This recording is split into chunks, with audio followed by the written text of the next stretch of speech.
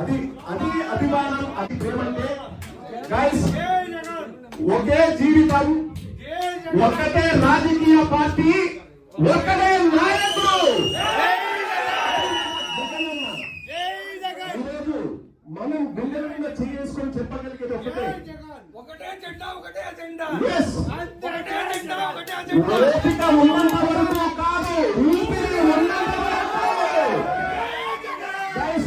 ఈ రోజు మనకు అధికారం పోయిండొచ్చు, ముఖ్యమంత్రి పదవి పోయిండొచ్చు, కానీ మనం తల ఎత్తుకొని తిరిగేలాగా మన నాయకుడు మనకిచ్చిన గిఫ్ట్ ఏంటో తెలుసా? నిజాయితీ.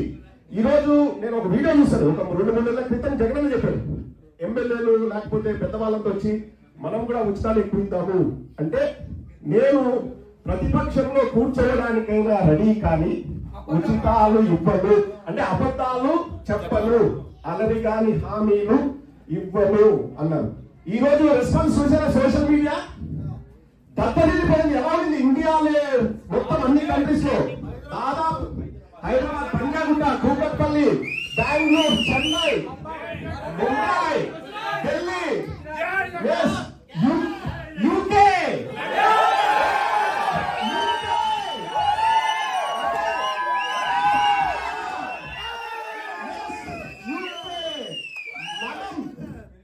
మనం గర్వంగా చెప్పుకోగలిగేది గైస్. ఇప్పుడు చాలా కంట్రీస్ ఉన్నాయి, అందరూ మనకు ఫ్రెండ్సే, మన వాళ్ళే, కానీ మన యూకేలో చేసిన కార్యక్రమాలు ఏ కంట్రీలో చేయలేదు అనడంలో అతిశయోక్తి లేదు. దానికి కారణం ఎవరో తెలుసా? మనమందరం. ఈ రోజు ఒకటి నాకు నచ్చింది ఏంటంటే, అన్ని పుట్టినరోజుల కంటే ఈ రోజు నాకు నచ్చింది ఏంటంటే, వాళ్ళు అనుకున్నారు మనకు అధికారం పోయింది, మనం ఏం చేయలేము, ఎవరు బయటికి రారు అని. టైం కోసం వెయిట్ చేస్తున్నారు. సింహం ఒక అడుగు వెనక్కి వేసింది అంటే